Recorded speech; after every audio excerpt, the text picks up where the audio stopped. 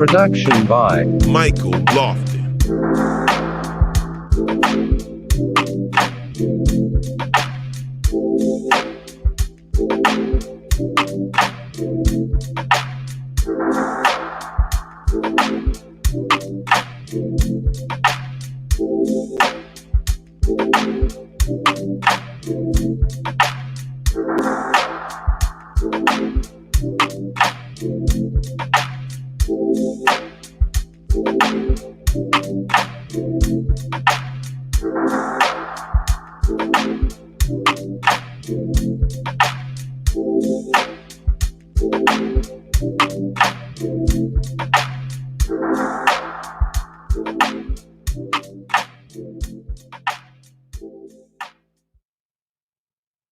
You're watching Reason and Theology Live, a show dedicated to charitable discussions, debates, interviews, commentary, and analysis. The show concentrates on theological topics, historical matters, and philosophical problems with content ranging from introductory material to in-depth examinations. And now, your host, Michael Lofton. Welcome to Reason and Theology, everyone. Your host, Michael, on a Tuesday evening, starting a little early today.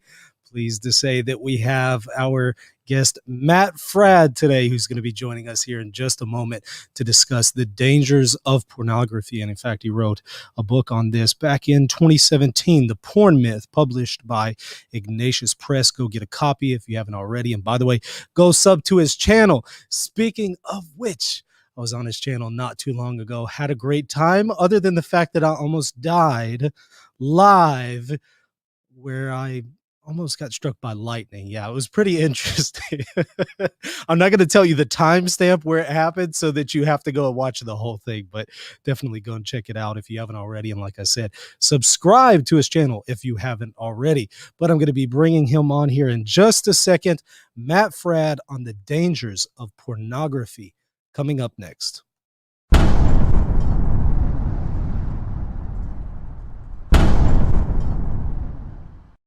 Matt, welcome to the show. How are you? G'day, Michael. I'm doing really well. Thank you for inviting me on your excellent show. Hey, it's an honor to have you here. I'm really happy that you had a moment to come on and do this. So thank you for doing that. I just want to point out how good you look and how scruffy I look. Normally, I'm wearing short sleeves and tattoos and all that are showing. But today I said, no, Matt Fradd is coming on. Get dressed up for the Australian. Well, and that way, if I don't actually do good as a host, I at least look good as a host, right? I figured it would just kind of make up for it. So very good. Anyways, yeah, glad to have you on. And we're discussing today the dangers of pornography. You know, before we dive in, though, I want to ask you, how exactly are we to define pornography? And that might sound like a funny question to some people, but believe it or not, it's actually a very important question. What constitutes pornography? So let's maybe start there. Yeah. It's a really difficult question to answer in one sense.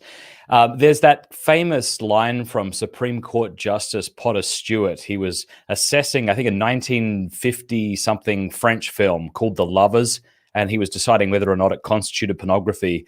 And he said, well, I don't know how to define pornography. I just know it when I see it, or something like that. And I think we can do a little better than that. I think here's a working definition. I think we could say that pornography is material which depicts erotic behavior that's intended to sexually arouse, or for the most part has that effect.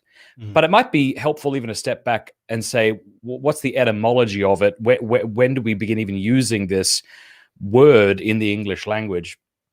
And it was the mid-19th century when the term, I guess, came into existence in the English language. It comes from two Greek words, porne, graphein, which means the writing or drawing of the prostitutes. And so pornography was always meant to serve an erotic function. It was meant to be an extension of a prostitute. And we can kind of get that in the COVID era, right? Like if you were a prostitute and you had to go to work, but you couldn't interact with people, what would that look like? Well, it seems to me that would look exactly like pornography. So I think that's a key element too, that it was meant to serve an erotic function, because I think it's fair to say that I think it's the case that you can paint the body, depict the body in a way that isn't pornographic. So you can even depict, say, genitalia. Think of a medical textbook, for example, or some painting in the Sistine Chapel. This wouldn't be pornographic because it's not material which depicts erotic behavior intended to sexually arouse.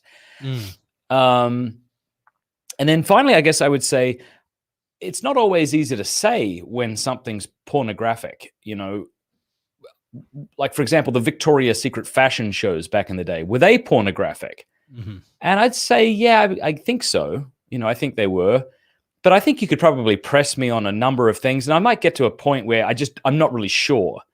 But just because I'm not sure when something's pornography, it doesn't mean I can't say what pornography is. That would be to commit the fallacy of the beard, which is just, you've heard that, just because I don't know when a beard starts, it doesn't mean I can't say what a beard is.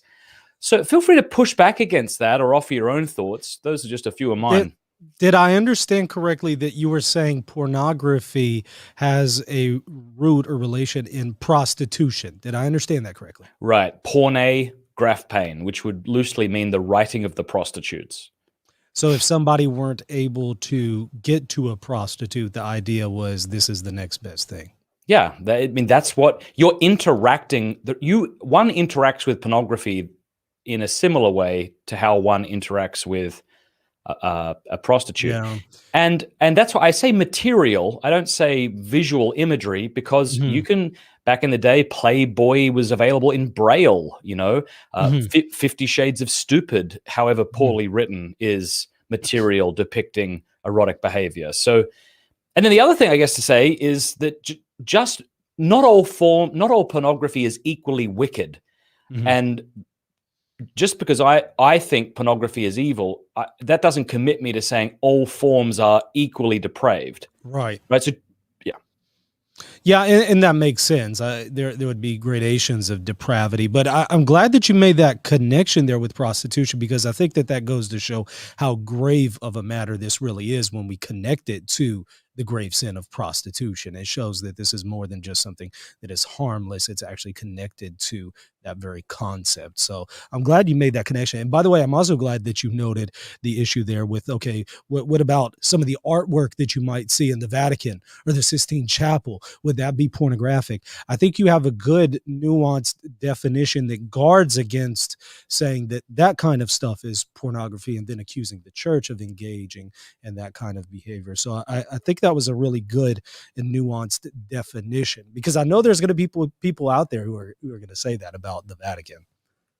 Yeah, and I'm not thoroughly convinced that this definition I've thrown out is all that good either. It's just the best I've been able to come up with. Well, at least it's nuanced enough to guard against some of those pitfalls, but also demonstrate the depravity of it. So and forgive me if I start talking too much. Just interrupt me at any point. I can go on forever about this. Yeah. I like to make the distinction too between consuming pornography and viewing pornography. I think consuming pornography is always wrong. I don't think viewing pornography always is. And I could give just a couple examples to show why that's the case. What's the difference? So I think you can view pornography without interacting with it in the way one would interact with a prostitute. Imagine a detective trying to bust up, say like a child pornography, underbelly of, some city or something. He would perhaps have to view certain images. Right. Or you imagine the mother back in the day, when the internet wasn't a thing, who finds her son or husband's stash of Playboys. She might see them and be horrified by what she's seeing. So I wouldn't say that just encountering them constitutes a sin. I don't know. That might be, unnecessary to add, but no, I think it's a good point. I do wonder though. There's going to be people who abuse that and then say, "Oh, well, no, I'm not actually, indulging. Yeah, I'm not indulging in this. I just simply am viewing. I'm just looking at it to remind me how awful, how bad this person has it, and how she doesn't appreciate her dignity. Yeah, that's obviously stupid. But so does that mean that it boils down to intention? No, I think the definition I gave would probably have to do with the kind of sort of objectivity of the artifact.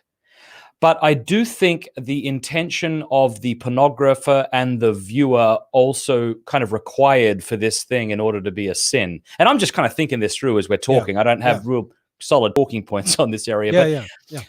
So for instance, if you were to ask Michelangelo in the Sistine Chapel, gee, these paintings are really turning me on. Do they have that effect on you? He would either look at you like you needed mental attention, or he would be horrified that his paintings produced that effect, right?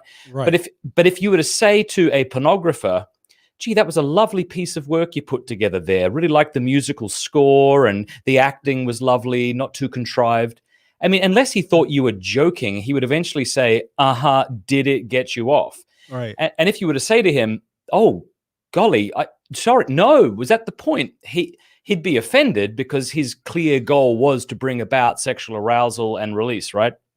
So I think the intention on the part of the artist or the pornographer is an important thing to think about. And likewise, I think the intention of the viewer. So like, it's clearly possible to see something pornographic and to be like, oh, Lord God, like, I pray that this person knows their dignity, and I pray for all victims of pornography. So I think obviously the goal is you want to get the artist and the consumer's intention in sync in recognizing the dignity of the human person, maybe. What do you think? Yeah, that does make sense. Now, you wrote a book on this in 2017 called The Porn Myth. Can you first of all, and by the way, it was, like I said, it was published by Ignatius Press. Y'all go and check it out, Amazon.com. My question would be, what exactly is the myth that you're discussing here? Tell us a little bit about it and why you decided to write it. Thanks. So the porn myth is a non-religious response to pro-porn arguments, or myths, if you want. So I sat down over the course of a few weeks and came up with around 28 myths, I think, that people often throw out about pornography. And then I turned them all into chapters. And I don't mention Christ or scripture or repentance, and not because those things aren't utterly important, but because I wanted people to feel comfortable giving this to a friend who wasn't interested in a religious argument, but was interested in maybe what the science was showing, or a logical argument against pornography. So I was really happy with that book. We've got good endorsements from former porn performers, neurosurgeons, neuroscientists actually, and all sorts of folks. And I just want to point out that 100% of the royalties go to help sex traffic victims in San Diego. So if people buy the book on Audible or whatever, Kindle or the paperback, I don't make a cent from the book. That's not why I'm pushing it. Although I am a fan of money, so I'm not sure that nothing to apologize there. It's just to say that, I think it's a book well worth your time. It took about 3 years to research, to write, and to edit. That's awesome. It sounds like a fairly unique contribution, because honestly, I can't think of any other books along those lines that deals with it in that category, at least offhand.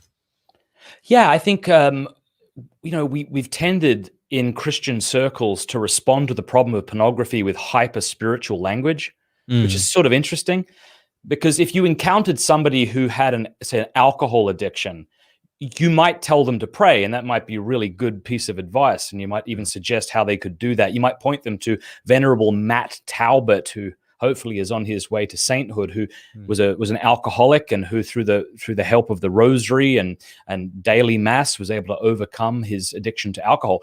But you'd probably say more. You'd say, well, are you seeing somebody about this? Is there some sort of AA group you could go to? Like, you would expand the field of options in order to get help. But I think for a long time we've just sort of said, you just got to pray more, and we often haven't really we haven't really kind of given a sort of holistic response to the problem. And so that's maybe what this was trying to offset a little.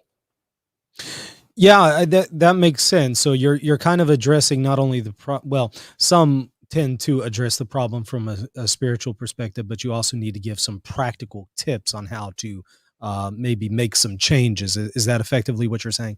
Yeah, but just more than a few practical tips. Like tips, I know how you're using the term, but it can come off like here's a few little things up my sleeve that you could try. But there's actually some like significant things that you can do in order to better break free of pornography, that may not actually have anything directly to do with spirituality. And I remember speaking at a conference And a lady came up to me and said her 17-year-old son was addicted to pornography. Those were her words. And she said, I'm taking him to confession. I'm doing the rosary. And these are all great things. I'm not saying they're not. But I said, okay, what non-religious things are you doing to help him? And she looked at me like, why would I even ask that question? Right. But Yeah. so that's all. It just seems like we. But it makes sense that you're doing that. I mean, we are body and spirit. And so we need to take care of spiritual issues, but we also, for example, eat. Whenever we get hungry, we don't just pray the hunger away, right? Yes. We address it also with a physical remedy. And so I think that sounds like that's what you're addressing. Yes, exactly. That's a good point. By the way, you said a 17-year-old was addicted. I just read something the other day about how, I forget the exact statistics, but a fair amount of younger people, ages 12 or so, are now becoming addicted to pornography. Did you hear about that? Yeah. I mean, I've seen different statistics that say that like children are first exposed, say when they're 8 or when they're 12. 12 seems to be the kind of average age that I'm seeing. Oh, wow. Yeah. I remember I was exposed to this at 4, so I guess oh man, I'm I so was sorry. way ahead of the game there in a negative way. Yeah. I was 8, and you and I, this is before the time of the internet. Yeah. This was definitely before, so I imagine it'd be even much more accessible. Sadly, now, I have several questions where I want to go all at once. Let me see. Let me first ask this. You said there are several remedies that you could do to address this. If somebody has unfortunately developed a habit of consuming pornography, as you said, what are some of the things that you can do to break that habit? So I want to say something preemptively, so that people don't dismiss what I'm going to say. Yeah. I think very often what we want is some sort of miracle cure or some sort of suggestion that we haven't heard before that sounds novel and therefore gives us hope that this might finally be the silver bullet that does it. And you encounter people who they've tried to exercise, they've tried to eat well, they can't lose weight, and all of a sudden they're getting into these really weird sort of fringe remedies like diet pills. I'm not sure. I'm not making a comment about those, but some of them surely are snake oil. And but it's like, okay, sometimes the advice you need to hear is the tried and true advice. So let me say a few things that isn't going to be new to anybody, but are still, I think, at least the beginning stages of what one ought to do. So I think like one ought to admit that one has a problem and state that they want to change. Stop blaming other people for their own sort of failures, their relationship with their dad or how they were always picked last for soccer. Maybe that was just me, or things like that. And just say, I really need to be a better person and I'm bloody going to try as well. I think that sort of concrete decision. I think absolutely at least having accountability software like Covenant Eyes on all of your devices. I think absolutely having an accountability partner, someone that you can share your victories and struggles with, is absolutely essential. All of these I could speak about for hours, right? We could really plumb the depths and kind of drill down into what that actually looks like. So I'm happy to do that if you want. I think setting ourselves a goal that we know that we can meet, because I think sometimes we actually have more free will than we're willing to admit. Suppose a camera crew were to follow you around 24 hours a day for the next week. Would it really be the case that you'd finally break down and look at pornography for the world to see? Probably not. Right. So setting ourselves a goal we know we can meet, and once we've met it, to push that back. There's a lot more that could be said. If you want to go into any of those areas, I'd be happy to speak about them more. You mentioned Covenant Eyes. I've heard about that. Can you tell us a little bit about it? Covenant Eyes is simply the best filtering and accountability software on the web. Not only does it block the bad stuff, as it were, it also sends a report of your internet activity to a friend or a loved one, so that you can get out of this false idea that if it happens online, it's somehow less real than if it happened offline. So if there's a man listening to me right now and he's like, yeah, I need to get this. Well, he would download Covenant Eyes. He'd put in the email of a friend of his who he can trust, who wants to cool him on to be a better kind of man. And that friend can get a report daily, weekly, monthly. and it'll just show the problematic search terms, the websites he was on that he shouldn't have been on, how long he was on them for, what time he was on them, what device he used. And the whole point of this software isn't to shame our friends, but to open up dialogue and to bring what's in the dark into the light so that it can be discussed. And it's really fantastic. That's awesome. A very good way to hold somebody accountable. So you mentioned previously some scientific research, neurological research showing the dangers of pornography. What are some of the things that you've noticed from a scientific perspective that demonstrates that this is harmful for the human person? So I would say that over the last 40 years, there's been a whole spade of research that's coming out of academia from different branches of science: neurology, sociology, psychology. And I would say that virtually all of it is saying that pornography is detrimental to our mental, emotional health, to our relationship with others, to society as a whole. So I would say that science is finally catching up with what the church has always taught in a general way, that pornography is bad. And because of that, we're seeing more and more people speak out against pornography. Some of my favorite examples would be comedian Chris Rock talked about how porn messed him up, led to his divorce. He had to go find help, and he's doing much better, thank God. The lead singer of Metallica, James Hetfield, narrated an anti-porn documentary called Chasing the Cardboard Butterfly. Pamela Anderson, who was from Baywatch and the Playboy Bunny of the 90s, said, "Those who watch porn are losers," recently. Now, I wouldn't say that, but the fact that she is illustrative that there's some sort of shift taking place in how we think about pornography. And I would say that this is due to all this research. So just real quick, neurologically, there are currently 56 neuroscience-based studies, MRI, fMRI, EEG, etc., on porn users, right? And all of them, or at least 55 of the 56 studies, lend strong support for the addiction model. Now, you mentioned a moment ago when I said that someone can view pornography without consuming it, that someone could abuse that, and you're right. And I suppose it's also true that somebody could abuse the term addict. And sometimes that makes people skeptical of the term. They say, well, if someone says they're an addict, they're just sort of avoiding culpability, so we really shouldn't be using that word. Well, I would say that just because a term can be abused, it doesn't mean it can't be used correctly.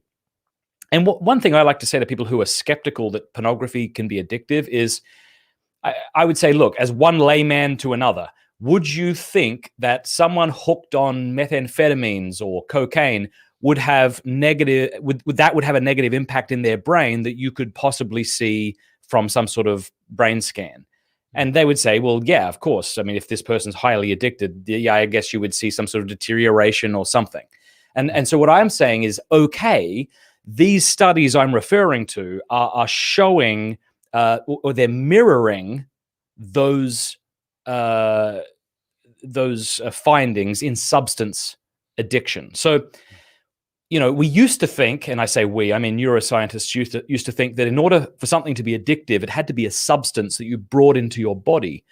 But we now know that's not true, that behaviors can be just as addictive as substances can. Most people recognize, pathological gambling, which is recognized in the by the APA, the what is it called? Anyway, the medical journal, right? Recognizing that not a medical journal, but it's eluding my memory. But American Psychological something. I think the American Psychiatric Association, the DSM. There you go, DSM-5. Thank you. Yes. Yeah. Okay, I've heard of it. So they recognize pathological gambling as something addictive. Nothing's injected, nothing's ingested. So that's modern sort of neuroscience has really changed how we understand addiction. So, according to these studies, porn addiction is a real bloody thing, and it has serious consequences in our life, which we can talk more about if you want. Do you think that one of those consequences is it makes us devalue and not appreciate real people? In other words, we're constantly going to try to idealize them. Do you think that it has that kind of effect on people? Yeah, 100%. I believe my friend Gary Wilson, who just passed away a few days ago, God rest him. He was a good friend of mine and an atheist, actually. He ran the website yourbrainonporn.com. And Gary said to me once, he says, I'm left of Bernie Sanders. And I thought that was impressive. But he said, I still think that people have a right to know about all this science coming out. So if you go to yourbrainonporn.com, you can see a ton of studies, all of which are hyperlinked. It'll give you a summation of each study, and that itself will be hyperlinked to the university's website. So if people are like skeptical of what I'm throwing out here, they can go to yourbrainonporn.com and go right to the source. But that's one of the things I'm looking at right now is, there are, let's see here. There are, over 70 studies that show a correlation between porn use and sexual dissatisfaction. So it would seem that if you would like to remain sexually frustrated, porn is absolutely the ticket. And it's the ticket for a number of reasons. One of them is what you just suggested, that you kind of go looking for something that doesn't exist. And it's not even just this standard of beauty. It's an entirely different experience. If I'm consuming pornography for hours on end with multiple windows open and I'm clicking from one fantasy to the next fantasy, literally no woman can compete with that. This is a different thing. It would be like, marriage and fidelity in marriage would be like a steak dinner and a nice glass of wine. Porn is like a smorgasbord of crappy food, but hey, at least there's a lot of it and a lot of different varieties. And I think one can become accustomed to that and no longer be able to appreciate what's good and healthy and life-giving. That's a really good point. And it also then kind of ties into my next question is, why is porn so addictive? What has your research yielded there? Yeah, so you and I have been hearing more and more about this neurotransmitter called dopamine. Yeah. And dopamine, in addition to its role in body movement, people with Parkinson's disease, they have a deficiency in dopamine, which is why they have to take a derivative of it. It also plays a key role in the pleasure reward centers of the brain. It's what incentivizes us to perform actions that are conducive to our survival. Without it, we wouldn't be as incentivized to eat or win a game or to have sex. Sex would just seem kind of unappealing and the species would die. So it's, dopamine's good. But what neuroscientists have discovered is that when people engage with pornography with any kind of regularity or with sufficient regularity, there's a downgrading that occurs in the brain such that the reward center that receives the dopamine doesn't feel dopamine's effects as it once did. So a good analogy I like to use is, it's getting a little hot now, right? Summer's on its way, and you may have had to reset the thermostat lately in your home. Well, when you reset that thermostat, the whole system has to work a whole lot harder to create a new normal, as it were. And this is what happens with pornography. As we engage in pornography, we find that we sort of grow tolerant, not tolerant, but sort of we grow kind of bored of what it is we're looking at, and we feel the need to view more shocking forms of pornography or more types of pornography. So it's like the pleasure thermostat in our brain is being reset, and that's the reason for that. Norman Doidge, in his best-selling book, The Brain That Changes Itself, excellent book published by Penguin, he pointed out the reason for all of this disturbing types of pornography, it's precisely because our brains are being numbed by what we've already viewed, and we now find that rather unappealing and boring, and then feel the need to escalate. And so, a lot of men and women maybe looking at pornography are finding themselves looking at things that a year ago would have turned their stomach, but today it's sort of the only thing that can turn them on. And that would then translate into some serious behavioral issues, I would imagine. Yeah, I think there's good reason to think that too. Yeah, we'll put it this way, if now I wouldn't say that if somebody's looking at porn, they're going to go out and sexually abuse somebody necessarily. I wouldn't make a blanket, nor would you, a blanket statement like that, right? But you think about this. If a man does hurt another person sexually, some part of him must first believe that this person he has hurt is not so much a person created in the image and likeness of God with their own interior life who ought to be respected and reverenced. He rather thinks that this is a sort of an object for my sexual satisfaction. And it seems to me that there's no better delivery method for developing that false idea than pornography. Yeah, that makes sense. Now, this then ties into my next question, because some people are going to say, look, what I do in the privacy of my own home doesn't harm anybody. What's the big deal?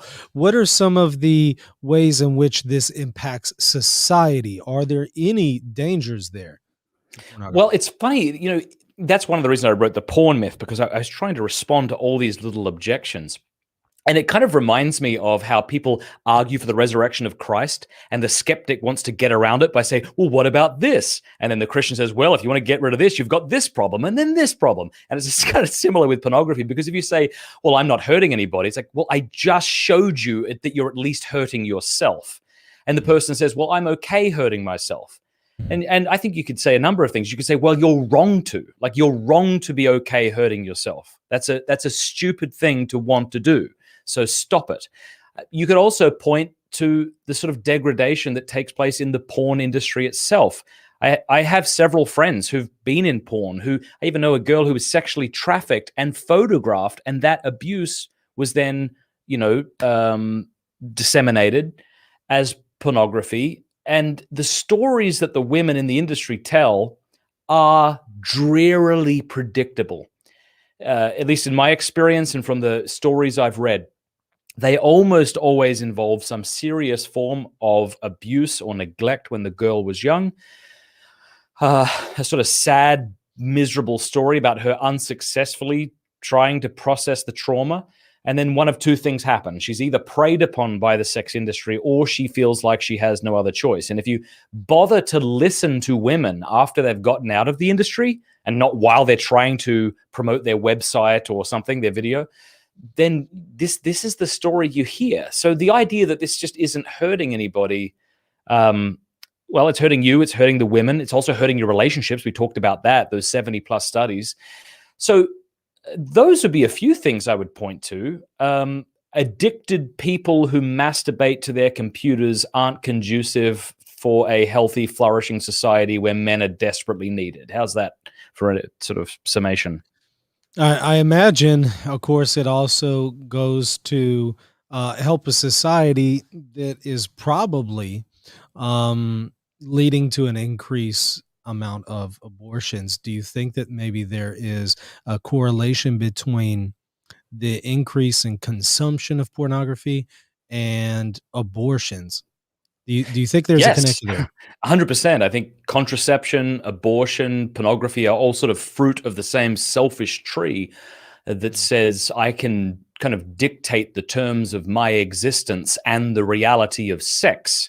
And if reality gets in the way of that, well, I can dictate the result that will follow from that also. So in other words, if I have sort of trained myself or conditioned myself or have just bought the porn industry's lie that sex has very little to do with other people or children, then should that get in the way, then I can see to it that it doesn't. So I think it comes from the same sort of selfish root.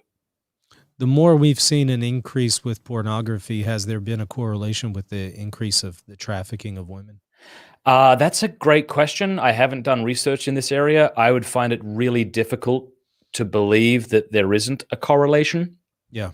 I would say this, however, and that is there have been several stories that I've seen recently of instances in which women were sexually trafficked, and that imaging, those images, those videos made their way onto pornographic websites.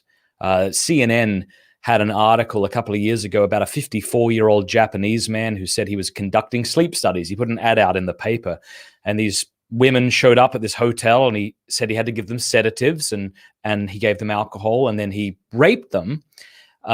Forgive me, I know that's very abrasive, but that's what happened. And then he filmed the abuse and sold it for, I think, at least $100,000 by his own estimation. Mm. And the reason this bastard was eventually caught was that one of these poor ladies saw herself in a video, right? So that's one example. There's been more that have come out recently. So it's kind of just horrific to think, just to sit back and go, gosh, I could be masturbating to a modern day slave. I think if you sit and think about that for a moment, it should cause you to recoil with horror and say, my God, what am I doing with this beautiful gift of sexuality that you want for me? Because again, we haven't said this. I think it's important to say the problem with porn is that sex is so good and that degrading it is therefore evil. The problem with porn is that the body is so beautiful that you should you should show it in a beautiful way.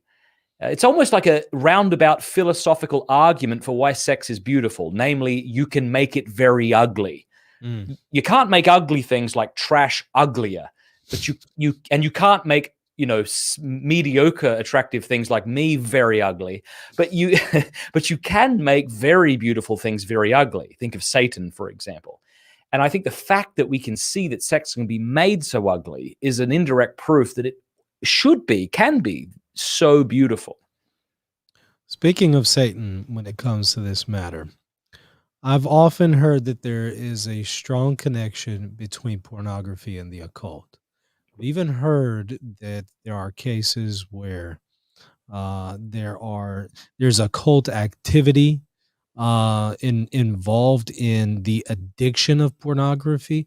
Perhaps there are certain spells and things like that that are used, asking demons to make it more addictive. Have you ever heard of this before? Excuse me. I have heard of it. I've done no research into it, so I wouldn't be able to speak to it. Yeah. I've heard of this. Goodness gracious. You go and I'll drink water. Well, no, I've heard of this in relation not only to the pornography industry, but also when it comes to illegal drugs and illegal drug activity. I've often heard that there's an occult connection there, but I didn't know if that has really been substantiated. I mean, what are your thoughts here? That it wouldn't surprise me, but I have no evidence one way or the other. And I think sometimes we can be too open to believing a particular theory just because it fits our worldview. Sure. Like me as a practicing Christian, that would make sense to me, but without the data to back it up, I wouldn't want to say that. But I would say that I think that pornography is wicked, evil, and will send you to hell, and that the demons therefore have a vested interest in putting it in front of you and having you fall into its ugly snares. I think that's 100% true.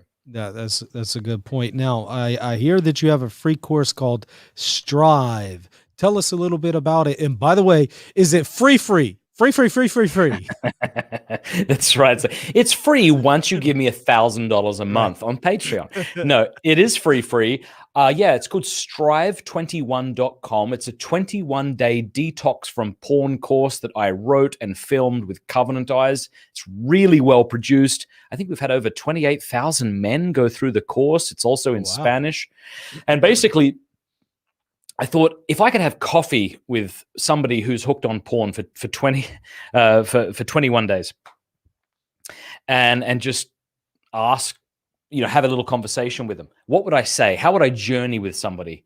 And so that's what this 21-day course is about. Every day you get like a 3 to 5 minute video followed by a challenge you have to perform. And many men who've gone through the course have actually found it terribly helpful, it seems to me. So that's good.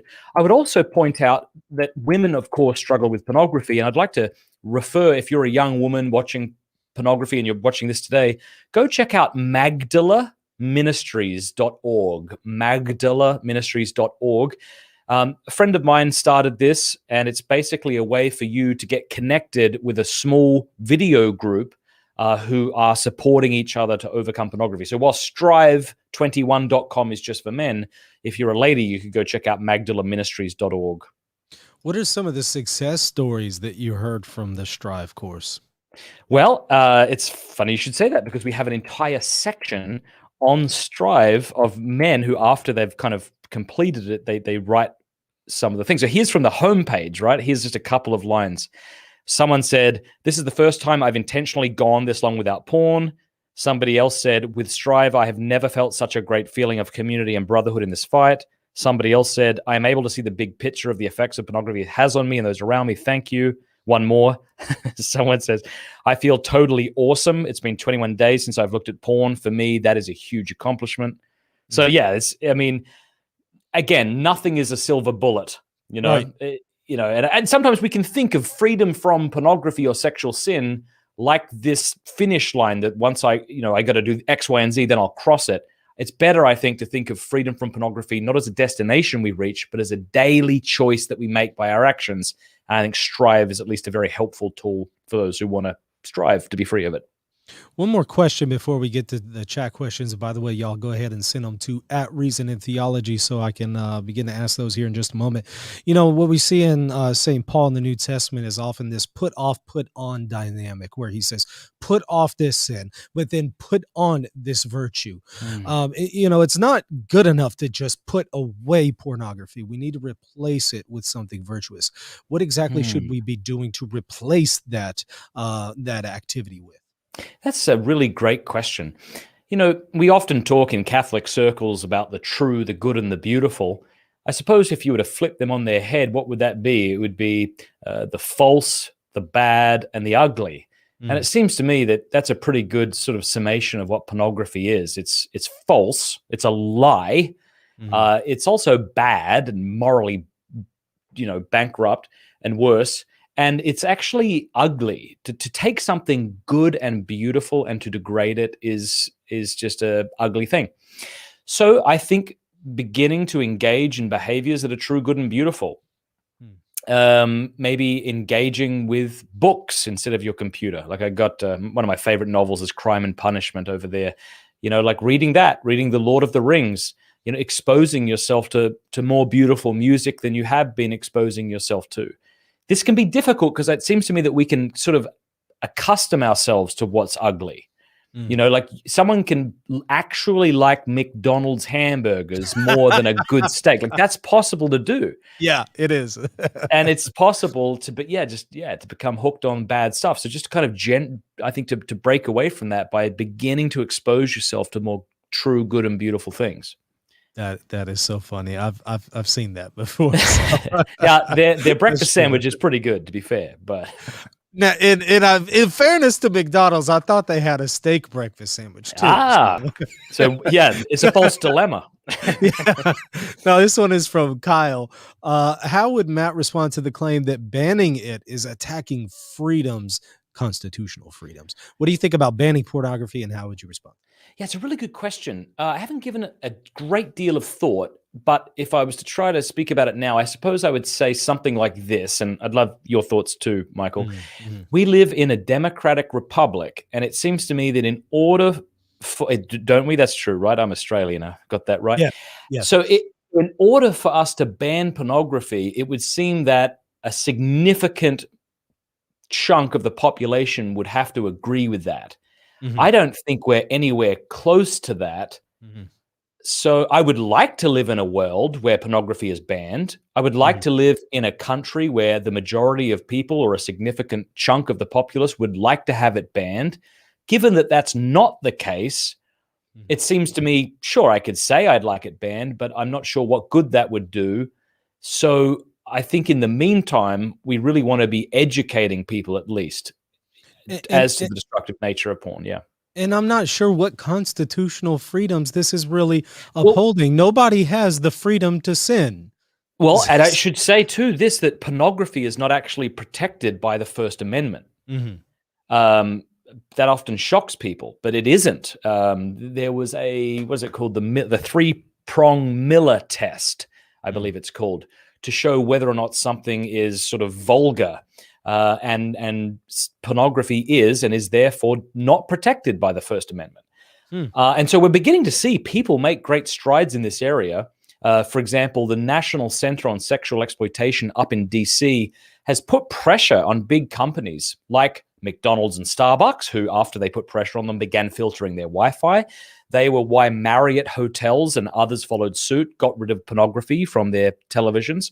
They're why Utah and a few other states declared pornography to be a public health crisis. Mm. I think they were in large part for why Google several years back chose to remove pornographic apps from their Play Store. So there are cool things like that taking place. As I say, I'd like to live in a world where pornography is banned. Right. But given that the majority of people in this country, I would say, including most Catholics, don't want it banned, I'm not sure how that works. Yeah. I don't see it happening anytime soon, sadly. I mean, if we're still debating on whether or not abortion should be outlawed, it's kind of hard to see that one. This one is from Robbie. I've been trying to tell my friends, I'm 20 years old, that porn is bad for our health. What's the best way that I can incorporate faith and reason into telling them it's bad? Yeah, so as far as reason, I would point you to my book, The Porn Myth, because I've got about 40 pages in the bibliography. There's a ton of research that went into that. I even have an appendix of quick findings from the experts where I say things like porn and the brain, and then give like 12 quotes from different scientists or therapists and footnote them. That's a real easy way to say, look, the science is on the side of those who say that porn is bad for us. From the faith perspective, I suppose you could say, what is the point of sex biologically? So if we're to appeal to natural law, which I guess isn't technically faith at this point, but, just like the point of eating is nutrition, it's not pleasure. Pleasure might be the motivating factor or the consequence of eating. It's not the reason, biologically speaking, we eat, however. We eat for nutrition. So if I was to eat and then make myself throw up, this would be a disordered act.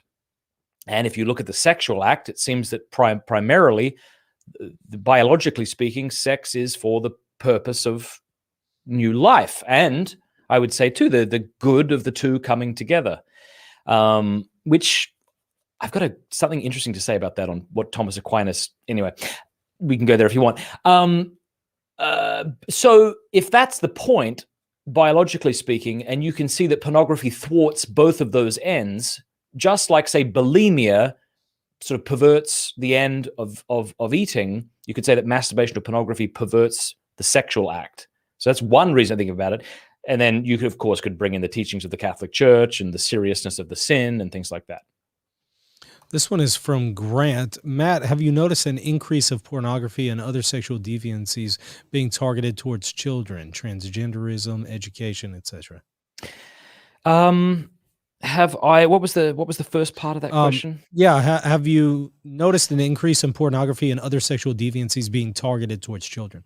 I mean, we're seeing that every day, aren't we? I just saw some disgusting book called The Gay BCs, where you're supposed to teach your children, I suppose, about homosexuality and things like that. So, it would seem to me if we weren't a culture steeped or awash in pornography, I think a lot of these things would be unthinkable.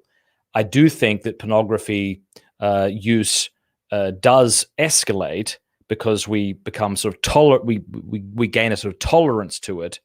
And so I think if we're watching deviant forms of pornography and that becomes normal to us, well, we then need to make everybody else agree with this sick thing that we've decided to engage in. It's not enough that they tolerate it. They have to celebrate it.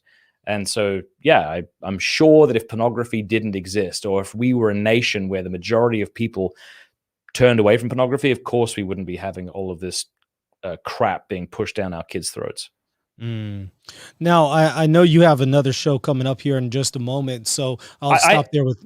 You're welcome to stop. I also have 10 minutes if you want. But well, what I was going to do is ask you to, put in a plug for anything that you wanted to. But first, I do see one last one that I wanted to ask from Brian, since you have a few more minutes. Is there a patron saint associated with Pornography Edition?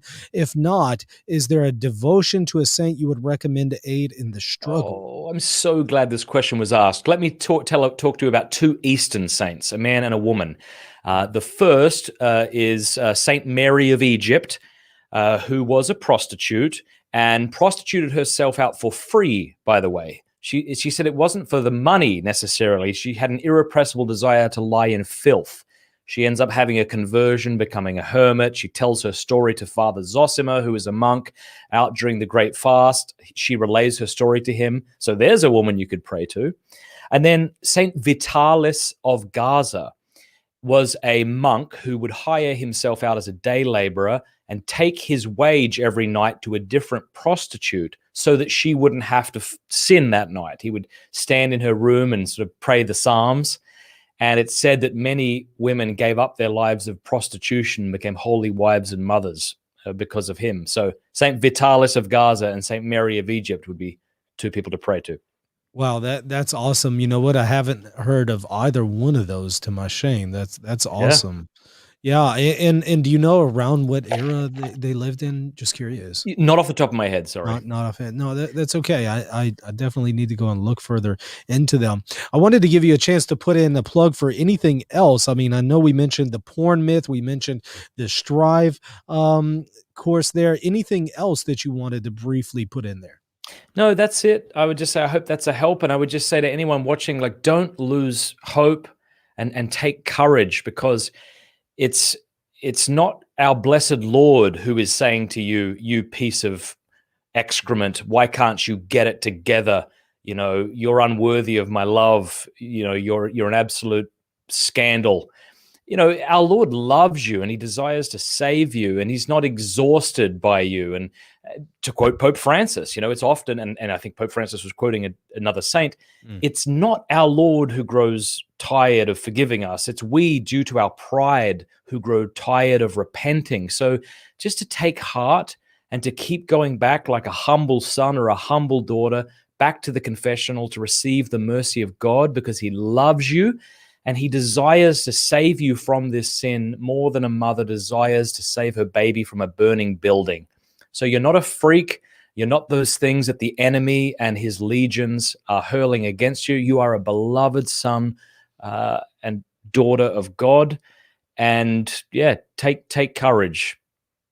Awesome. Matt, I want to thank you so much for coming on and doing this. I also thank you for that course. It sounds like it's helping a lot of people, and of course for the book as well. I really appreciate you. Yeah, man. Thanks a lot. This has been really fun. I love talking about pornography.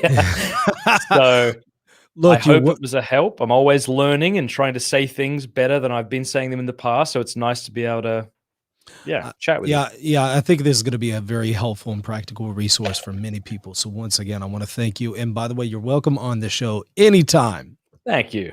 So, thanks. And good on you for all the great work you're doing. I always, you're one of the YouTube channels that I like to check in on and watch videos on. You're doing a really great job, I think. Thank you. I really appreciate that. So, well, like I said, you're welcome on anytime. And once again, I want to thank you. And everybody, I also want to thank y'all for the comments, the questions.